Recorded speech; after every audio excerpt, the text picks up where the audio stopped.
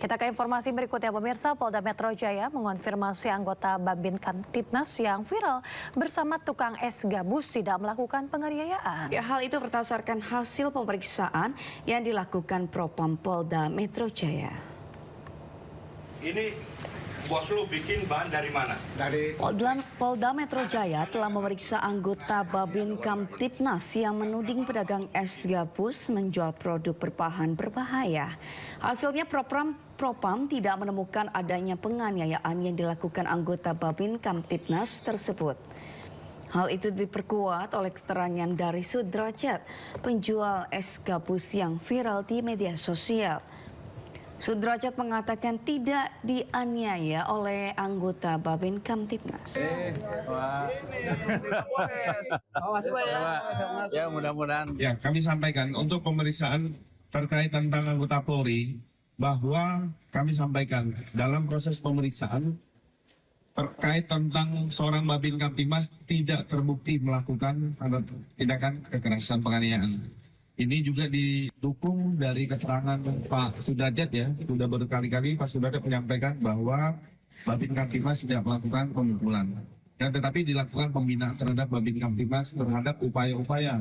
Makanya kemarin Polda Metro Jaya melakukan peningkatan kemampuan tentang komunikasi sosial, bagaimana bisa menyampaikan komunikasi yang baik kepada masyarakat. Seperti yang disampaikan oleh Bapak Kapolda Metro Jaya, jangan sakiti hati masyarakat. Usai viral, Gubernur Jawa Barat Deddy Mulyadi tidak mau kalah menemui Sudrajat, penjual es gabus yang viral beberapa hari lalu. Ya, namun dalam beberapa kali pertemuan, pemirsa, Sudrajat kerap memberi jawaban berubah-ubah hingga membuat Deddy menegurnya untuk tidak boleh berbohong. Dari dulu ngontrak? Enggak, Pak. Apa? Rumah sendiri. Sekarang rumah sendiri? Rumah sendiri, karena sekarang dapat bantuan. Pemirsa, inilah pertemuan antara Deddy Mulyadi dengan Sudrajat, penjual es gabus. Dalam pertemuan ini diketahui ada pernyataan Sudrajat yang kerap berubah-ubah, termasuk mengenai status rumah tempat tinggalnya.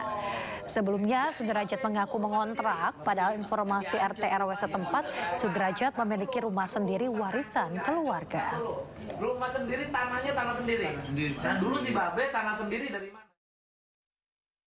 Dari dulu ngontrak? Enggak, Pak. Apa? Rumah sendiri.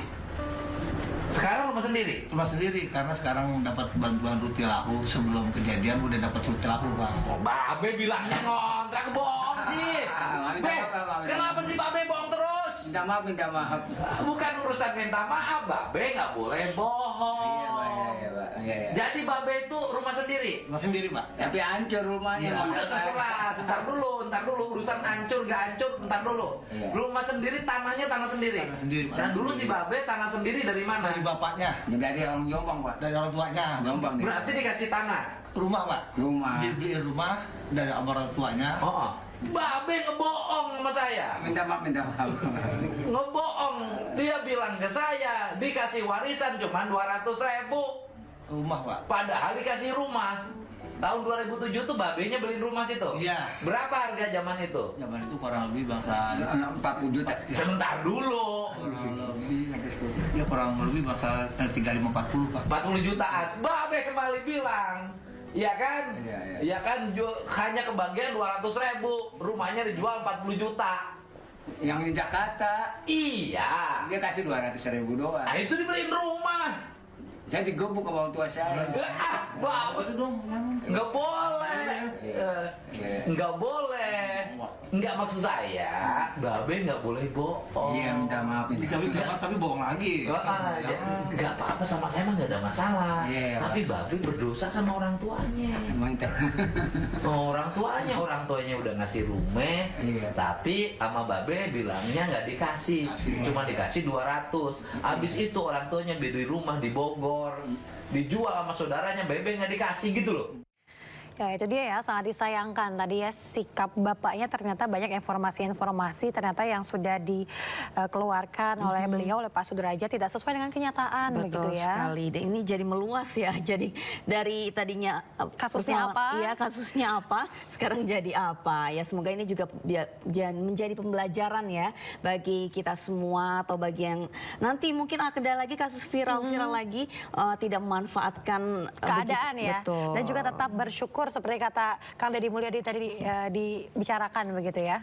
Pemirsa, hujan deras disertai angin kencang menerjang 3 kecamatan di Kabupaten Maros, Sulawesi Selatan. Selain menerbangkan atap-atap rumah, angin juga menerbangkan seorang bocah berusia 5 tahun.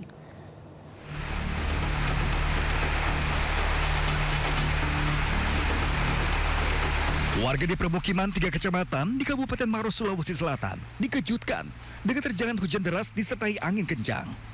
Bahkan salah satu rumah mengalami kerusakan cukup parah, angin menerbangkan atap rumah.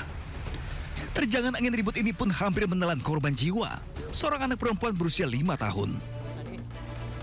Korban sempat terbawa angin puting beliung dan tersangkut di tiang atap rumahnya saat sedang bermain di kamar. Beruntung, korban berhasil diselamatkan dan tidak mengalami luka serius meski alami cedera di bagian wajah. Kini korban pun masih trauma dan jalani perawatan di Puskesmas Monconglowe, Kabupaten Maros, Sulawesi Selatan. Dia main-main di bawah, datang angin. Pada saat itu angin kencang, atap ini sudah terlempar. Kita sudah panik semua, cari ini si anak. Padahal jadi kita sudah lari ke depan, cari kemana-mana. Akhirnya kita pulang, sudah dilihat di atas di atap. Oh, di atap. Oh, artinya sempat hilang ya Pak? Iya, awalnya. Oh, sampai bisa ditahu yang ada di atas? Bagaimana Pak? Dia minta tolong. Terjangan angin ribut juga menyebabkan kerusakan pada 15 rumah warga, bahkan sejumlah atap rumah berterbangan dan rusak parah. Rumah-rumah tersebut tersebar di 3 kecamatan, yakni Kecamatan Monconglowe, Turikale, dan Kecamatan Lau. Namun kerusakan terparah terjadi di Kecamatan Monconglowe dengan 10 rumah alami kerusakan pada atap. Memang kencang angin ya Pak? Ya terputar memang angin tadi. Ya, terus? Makanya tadi ini sebenarnya harus pakai pohon kalau memang di atas sini karena belum ada bangunan. Oh, ada berapa rumah Pak di sini yang terdampak dari angin kencang ini Pak? Kalau dihitung ini sekitar 7. 7 ya Pak? Ya. Oh, itu angin kencangnya berlangsung berapa lama Pak? Sebenarnya enggak lama, tapi kencang. Kencang sebelum memang. hujan. Oh. Petugas BPBD Maros masih mendata dampak kerusakan sekaligus menyalurkan bantuan darurat kepada warga terdampak. Masyarakat diimbau untuk waspada terhadap potensi cuaca ekstrim. Dari Kabupaten Maros, Sulawesi Selatan, Wahyu Ruslan, iNews melaporkan. Pemirsa, tim SAR gabungan mengevakuasi 7 kantong jenazah di lokasi longsor Kampung Pasir Kuning, Cisarua, Kabupaten Bandung Barat, Jawa Barat. Total 83 kantong jenazah dievakuasi dan 61 jenazah telah teridentifikasi.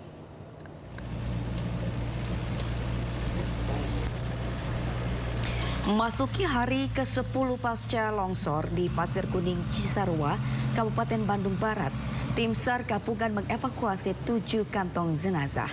Menurut Kepala SAR Bandung, Ade Dian Permana, 2 korban yang teridentifikasi tidak masuk daftar proses pencarian. Kedua korban tersebut bukan merupakan warga asli Kampung Pasir Kuning, namun pada saat kejadian menginap di saudara dan menjadi korban longsor.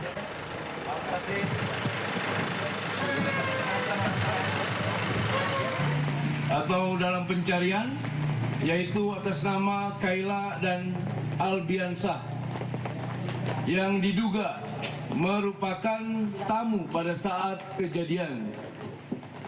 Kemudian 14 korban lainnya teridentifikasi namun namanya tidak termasuk dalam 80 daftar nama pencarian.